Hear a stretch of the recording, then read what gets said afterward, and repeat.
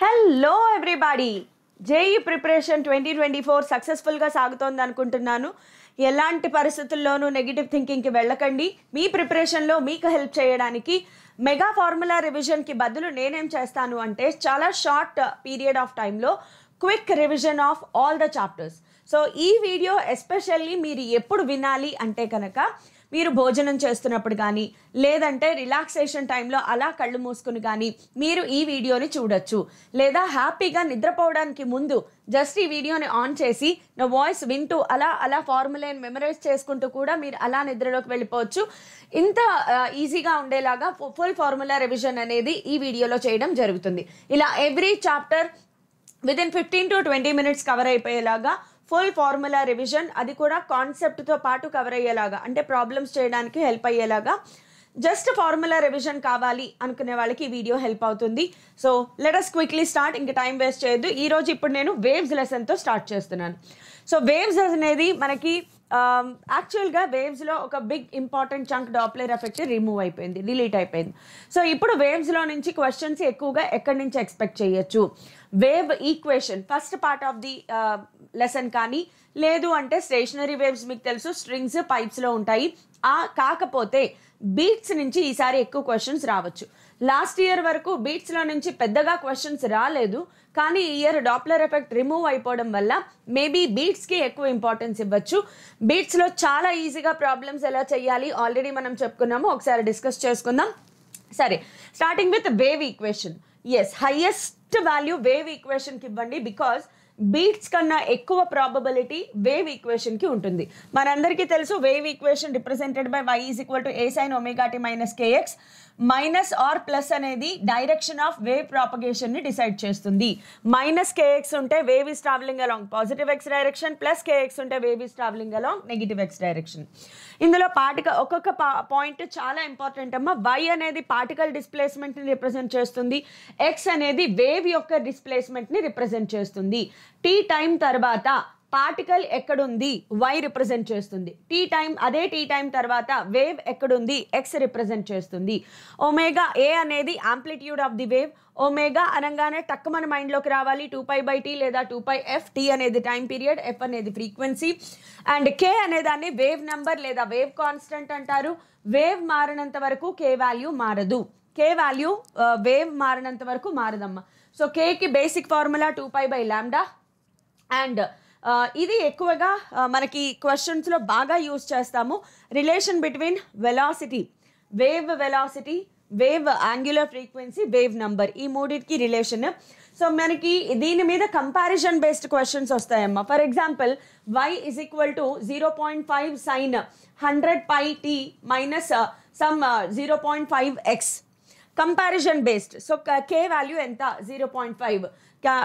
Capital T value అంతా omega is equal to 100π దగ్గర నుంచి మనం రప్పించుకోవచ్చు. ఈ ఈక్వేషన్ మీద కంపారిజన్ బేస్డ్ క్వశ్చన్స్ వస్తాయి. దానిలో వేవ్ వెలాసిటీ ఫైండ్ అవుట్ చేయండి అంటే v ఈజ్ ఈక్వల్ టు ఒమేగా/కే. v ఏంటమ్మా? Wave velocity. ఈ రిలేషన్ మీద కొంచెం చూసుకోండి. నార్మల్ ఫార్ములా ఏంటి అంటే wave velocity v is equal to f(λ). ఇది మనకి తెలుసు.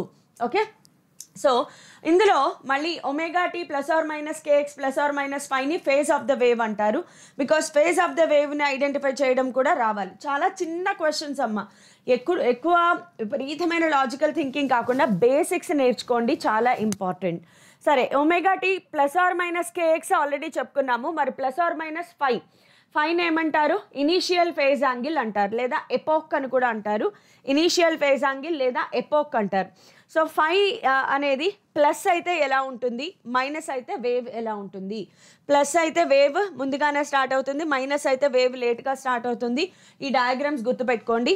Now moving on to slope of the wave.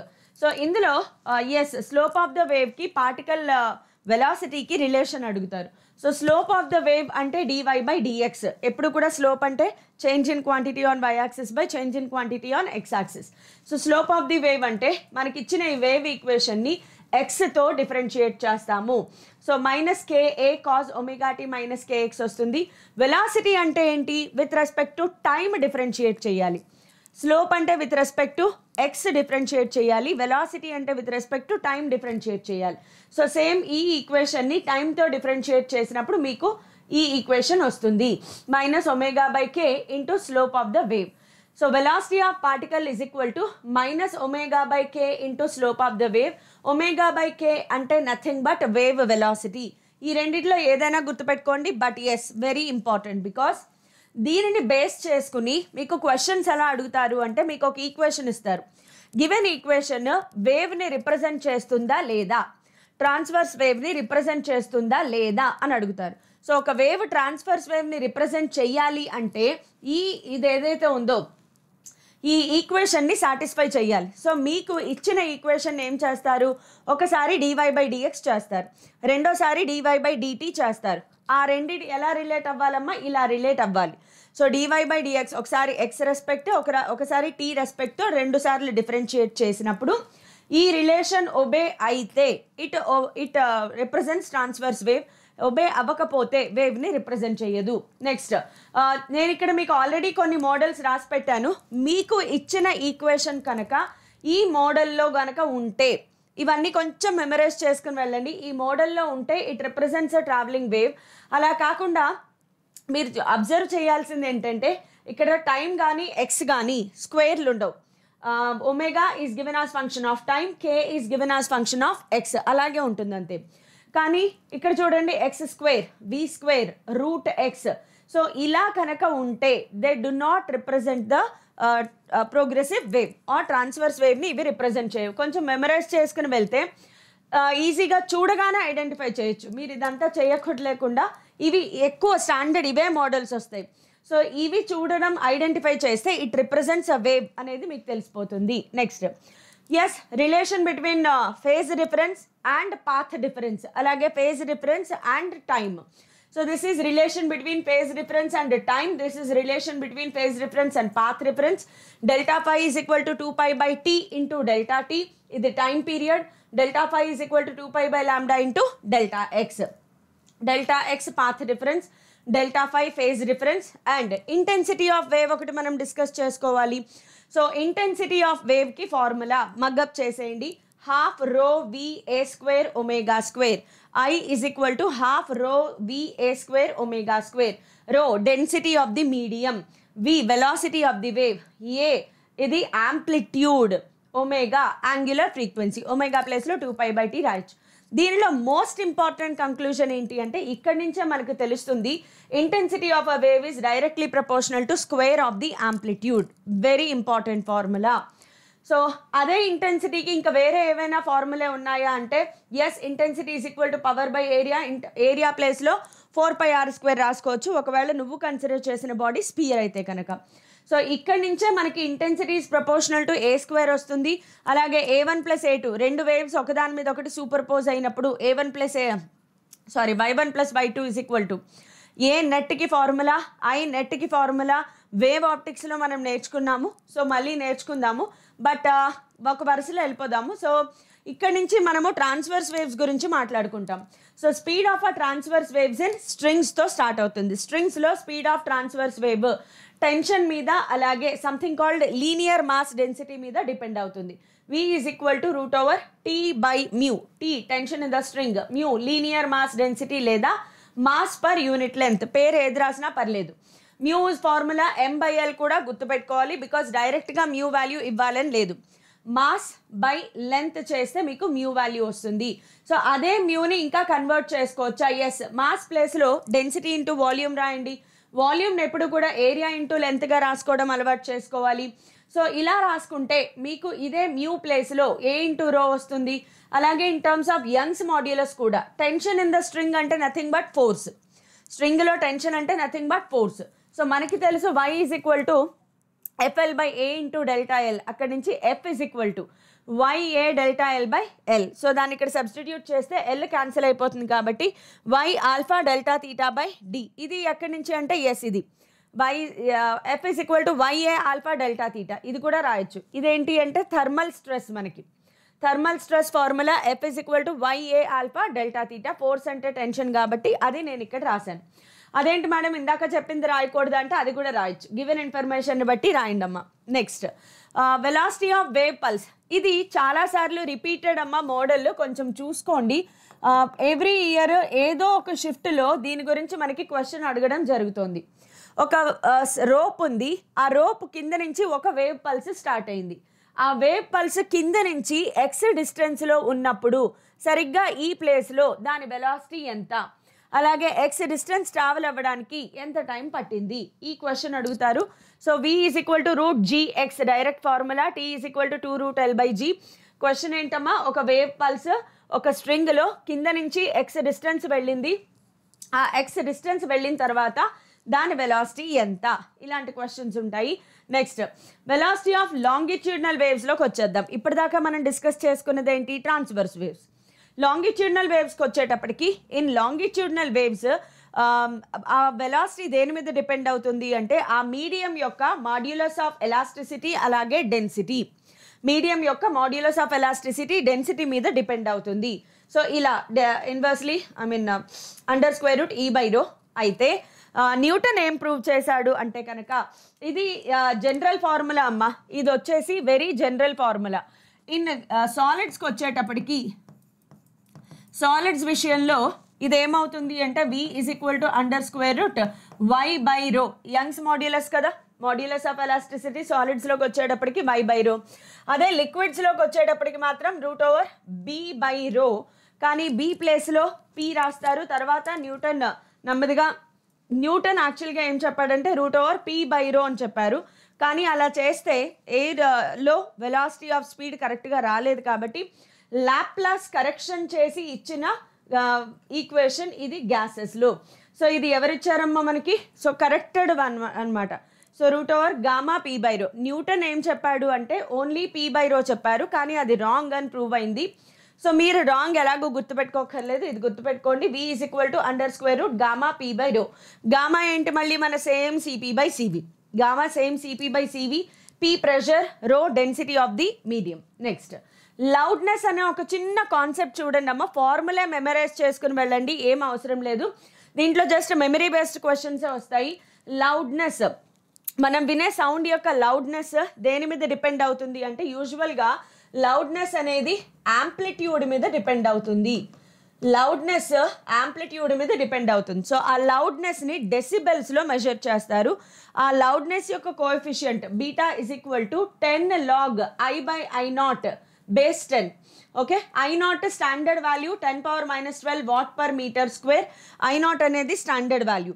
Okay, I value మారుతుంది, మనం ఇది ఫైండ్ అవుట్ చేయాలి. యూనిట్స్ కూడా ఇంపార్టెంట్ అమ్మ, decibel 1/10 of a bell. Bell అనేది యూనిట్, దానిలో 1/10 మాత్రమే తీసుకుంటాం బికాస్ చాలా తక్కువ అమౌంట్ ఆఫ్ సౌండ్ కాబట్టి. సో డెసిబెల్ అనేది SI unit of loudness. SI units గుర్తుపెట్టుకోవాలి, ఎస్పెషల్లీ కొన్ని స్పెషల్ ఉంటాయి కదా వాటికి మనం గుర్తుపెట్టుకోవాలి. దీనికి గుర్తుపెట్టుకోండి. Loudness formula as it is mug up చేసేయండి. నెక్స్ట్ స్టేషనరీ వేవ్స్లో మనం చదవాల్సినవి ఏంటి అంటే strings, closed pipe and open pipe. So స్ట్రింగ్స్లో స్టేషనరీ వేవ్స్ ఫామ్ అయినప్పుడు మొత్తానికి మూడిట్లోనూ కూడా స్టేషనరీ వేవ్స్ అంటే మనము మెయిన్గా గుర్తుపెట్టుకోవాల్సిన టర్మినాలజీ ఏంటమ్మా, ఫస్ట్ ఫండమెంటల్ ఫ్రీక్వెన్సీ లేదా ఫస్ట్ హార్మోనిక్ అంటారు. ఫస్ట్ హార్మోనిక్ తర్వాత second harmonic, third harmonic produce అవుతాయి. అయితే ఫస్ట్ హార్మోనిక్ని పక్కన పెట్టేస్తే ఆ తర్వాత వచ్చే హార్మోనిక్ని ఏమంటారు, ఫస్ట్ ఓవర్ టోన్ అంటారు. ఫస్ట్ హార్మోనిక్ పక్కన పెట్టేస్తే తర్వాత నుంచి ఓవర్ టోన్ కౌంట్ స్టార్ట్ అవుతుంది. సో మనకి స్ట్రింగ్స్లోకి వచ్చేటప్పటికి అన్ని హార్మోనిక్స్ ఉంటాయమ్మా, 1 2 3 4 అన్ని హార్మోనిక్స్ ఉంటాయి. ఫ్రీక్వెన్సీకి formula F is equal to 1/2L√T/μ. L length of the string, L అనేది length of the string, T tension in the string, mu value తెలుసు కదా. క్లోజ్డ్ పైప్స్కి వచ్చేటప్పటికి మాత్రం సెకండ్ హార్మోనిక్, ఫోర్త్ హార్మోనిక్ అంటే even number of harmonics exist అవ్వవు. So 1 2 3 equal ratio తీసుకుంటే 1:3:5 వస్తుంది. And దీంట్లో formula F is equal to V/4L. F frequency, V అనేది speed of the wave, L అనేది length of the air column, ఎంత air column vibrate అవుతుంది. So దీంట్లో first హార్మోనిక్ని fundamental note అంటే third harmonic first over tone అవుతుంది, because దీంట్లో second harmonic miss అవుతుంది కాబట్టి. ఓపెన్ పైప్స్లోకి వచ్చేటప్పటికి ఫ్రీక్వెన్సీ రేషియో ఎండ్ కరెక్షన్ ఒకటి చూసుకోండి అమ్మా. ఓపెన్ పైప్లో F = V/2L, క్లోజ్డ్ పైప్లో V/4L, ఓపెన్ పైప్లో 1 2 3 4 అన్నీ ఉంటాయి. ఓన్లీ ఇది మాత్రమే ఎక్సెప్షనల్. ఎండ్ కరెక్షన్ చూసుకోండి, గ్యారంటీగా బిట్లు వస్తున్నాయమ్మా. ఎండ్ కరెక్షన్ మీద బిట్స్ వస్తాయి. ఎండ్ కరెక్షన్ అంటే ఏం లేదు, ఈ పక్కన ఎయిర్ ఈ పక్కన ఎయిర్ ఉంది కాబట్టి పార్టికల్స్ ఇక్కడితో ఆగిపోకుండా కొంచెం ఎక్స్ట్రా వైబ్రేట్ అవుతాయి. ఆ ఎక్స్ట్రాని క్యాలిక్యులేట్ చేస్తాం.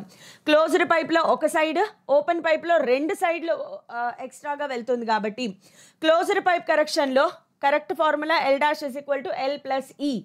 ఈ అనే దాన్ని ఎండ్ కరెక్షన్ అంటారు. దాని వాల్యూ ఆల్రెడీ క్యాలిక్యులేట్ చేశారు, 0.6 R. క్లోజ్డ్ పైప్కి ఒక సైడే ఉంటుంది కాబట్టి 0.6 R. ఓపెన్ పైప్కి 2 సైడ్స్ ఎండ్ కరెక్షన్ ఉంటుంది కాబట్టి దీన్ని 2తో మల్టిప్లై చేస్తాము. V/2 × L + 1.2 R వస్తుంది. 0.6 Rని 2తో మల్టిప్లై చేయాలి, బికాస్ దీనికి 2 ఎండ్ కరెక్షన్స్ ఉంటాయి కాబట్టి. ఎండ్ కరెక్షన్స్ గుర్తుపెట్టుకోవాలి. ప్రీవియస్ ఇయర్లో క్వశ్చన్స్ అయితే చూడడం జరిగింది. నెక్స్ట్ బీట్స్లోకి వద్దాం.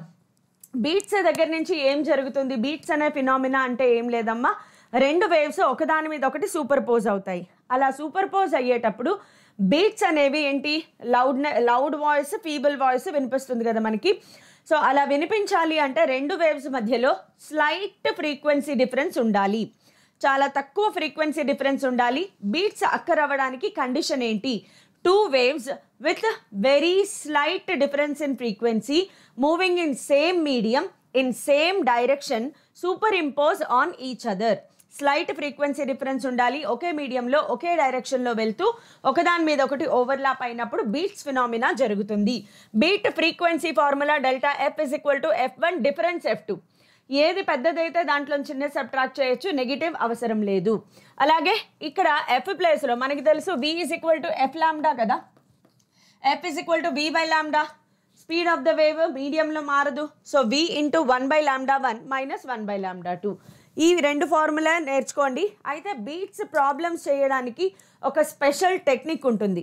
బీట్స్ ప్రాబ్లమ్ నేను ఆల్రెడీ వేవ్స్ ఎక్స్ప్లెయిన్ చేసినప్పుడు చాలా క్లియర్గా ఎక్స్ప్లెయిన్ చేశాను. బీట్స్లో మనకి ఏదైతే ట్యూనింగ్ ఫోర్క్ ఉంటుందో దానికి వ్యాక్స్ అప్లై చేస్తారు లేదా పాలిషింగ్. వ్యాక్స్ అప్లై చేసిన తర్వాత ట్యూనింగ్ ఫోర్క్ ఫ్రీక్వెన్సీ తగ్గిపోతుంది. పాలిషింగ్ చేసిన తర్వాత ట్యూనింగ్ ఫోర్క్ ఫ్రీక్వెన్సీ పెరుగుతుంది. ఈ చిన్న కాన్సెప్ట్ గుర్తుపెట్టుకోండి. బీట్స్ ప్రాబ్లమ్స్ ఖచ్చితంగా ప్రాక్టీస్ చేయండి. నెక్స్ట్ బీట్స్ అని చెప్పుకుంటున్నాము అంటే వేవ్స్ ఒకదాని మీద ఒకటి సూపర్ పోజ్ అవుతున్నాయి. సో అలా సూపర్ పోజ్ అయినప్పుడు రిజల్టాంట్ వేవ్ యొక్క ఆంప్లిట్యూడ్, రిజల్టాంట్ వేవ్ యొక్క intensity, we know that intensity is directly proportional to square of amplitude. ఆంప్లిట్యూడ్కి ఫార్ములా ఇదమ్మా. ఇఫ్ A1 = A max ఏమవుతుంది, A minimum ఏమవుతుంది. నేను ఆల్రెడీ చెప్పాను, సైన్ కాజ్ టాన్లు ఉన్నప్పుడు మ్యాక్సిమం మినిమంని డిసైడ్ చేసేది ఎవరు అంటే కాజ్. సో A max అవ్వాలి అంటే కాజ్ మొత్తం 1 అయిపోవాలి. సో ఇది A1 + A2 హోల్ స్క్వేర్ అవుతుంది, స్క్వేర్ రూట్ పోయి A1 + A2.